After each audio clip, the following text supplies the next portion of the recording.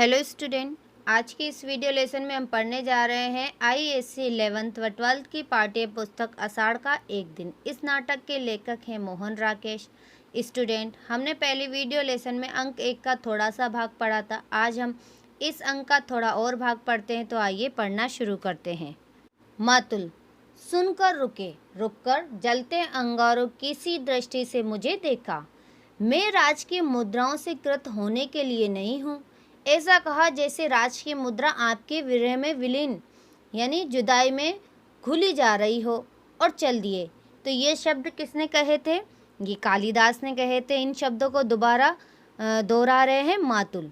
मेरे लिए धर्म संकट का समय है, यानी धर्म संकट खड़ा हो गया है कि अनुनय करता हुआ आपके पीछे पीछे जाऊं या अभ्यागतों को देखूं, यानी अनुनय यानी प्रार्थना करते करते तुम्हारे पीछे पीछे जाऊं, यानी कालिदास के पीछे पीछे जाऊं उसे मनाने, या मेहमान जो आए हैं उन्हें देखूं।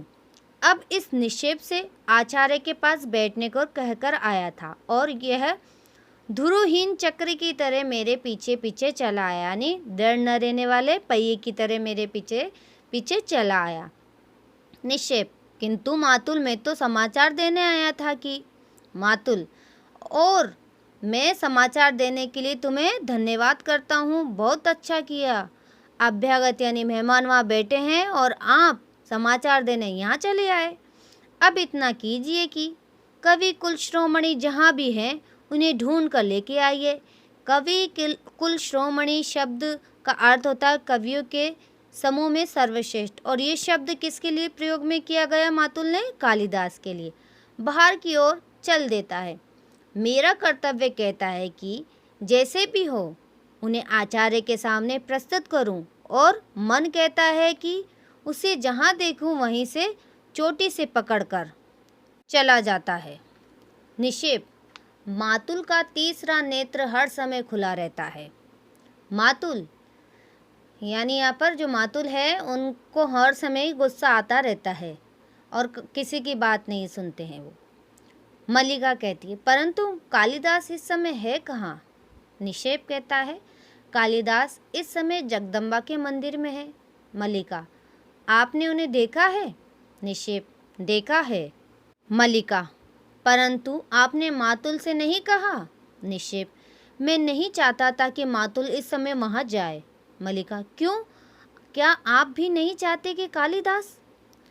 निक्षेप कहता है, मैं चाहता हूँ कि कालिदास उज्जैन अवश्य जाए, इसीलिए मैंने मातुल का इस समय उनके पास जाना उचित नहीं समझा। मातुल को अपने मुंह के शब्द सुनकर ऐसा रस प्राप्त होता है कि वह बोलते ही जाते हैं, परिस्थिति को समझना नहीं चाहते हैं। कालिदास हट कर के बैठे हुए हैं कि जब तक उज्जैन से आए अतिथि लौट न जाएंगे तब तक वह जगदम्बा के मंदिर में ही रहेंगे और घर नहीं जाएंगे। अंबिका कहती, कैसी चतुरता है, यानी विक्षणता है। विक्षणता शब्द का अर्थ होता है चतुरता या गुण या भाव, तो हम यहाँ पर चतुरता से लेते हैं। निक्षेप: चतुरता? अंबिका: चतुरता ही तो है। निक्षेप: इसमें चतुरता क्या है अंबिका? अंबिका तीखी दृष्टि से निक्षेप को देखती है। अंबिका: राज्य कवि का सम्मान करता है, यानी जो राज्य है वो कवियों का सम्मान करता है, ये कहना चाहती है अंबिका। कवि सम्मान के प्रति उदासीनता जगदम्बा के मंदिर में साधना निहित है। राज्य के प्रतिनिधि मंदिर में आकर कवि की प्रार्थना करते हैं। कवि धीरे धीरे आंखें खोलते हैं। इतना बड़ा नाटक चतुरता नहीं है क्या? निक्षेप: कालिदास नाटक नहीं कर रहा है अंबिका। मुझे विश्वास है कि उन्हें राज के सम्मान का मोह नहीं है। वह सचमुच इस पर्वतीय भूमि को छोड़कर नहीं जाना चाहते।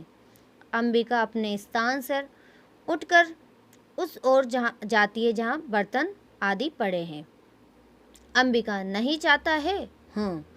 एक थाली लाकर कुंभ यानी घड़े से उसमें चावल निकालने लगती है।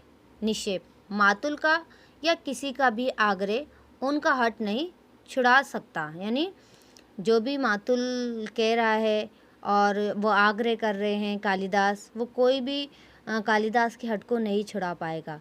अब ये ऐसे कहते कहते वो किसके ओर दृष्टि डालते हैं? मल्लिका मल्लिका को अर्थपूर्ण दृष्टि से देखता है। मल्लिका की आंखें झुक जाती है। केवल एक व्यक्ति है जिसके अनुरोध से संभव है कि वह यह हट छोड़ दे।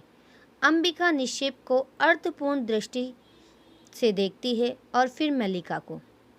अंबिका, हमारे घर में किसी को उसके हट छुड़वाने या न छोड़ने का कोई प्रयोजन नहीं, यानी मतलब नहीं है। थाली लिए चूल्हे के निकट चली जाती है और उन दोनों की ओर पीठ कर कर अपने को व्यस्त रखने का प्रयत्न करती है।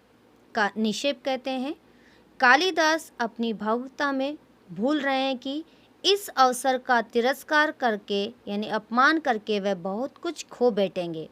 योग्यता अर्थात काबिलियत एक चौथाई व्यक्तित्व का निर्माण यानी रचना करती है। शेष पूर्ण यानी बची कुची प्रतिष्ठता द्वारा होती है। कालिदास को राजधानी अवश्य जाना चाहिए। अंबिका व्यस्त रहने का प्रयत्न करती हुई भी व्यस्त नहीं हो पाती है।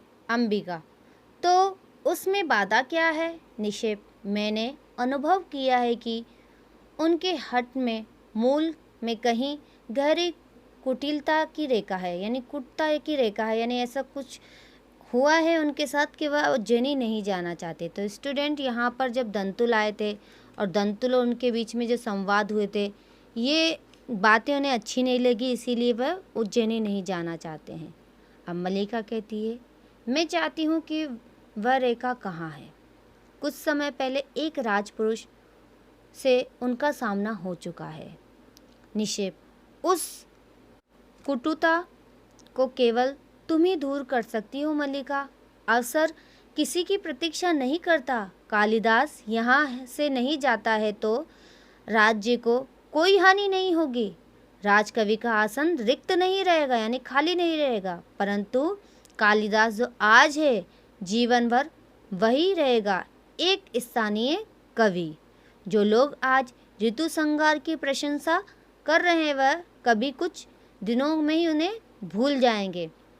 मल्लिका अपने से यानी अपने में खोई हुई सी उठ खड़ी होती है। मल्लिका, नहीं, उन्हें इस सम्मान का तिरस्कार यानी अपमान नहीं करना चाहिए। यह सम्मान उनके व्यक्तित्व का है।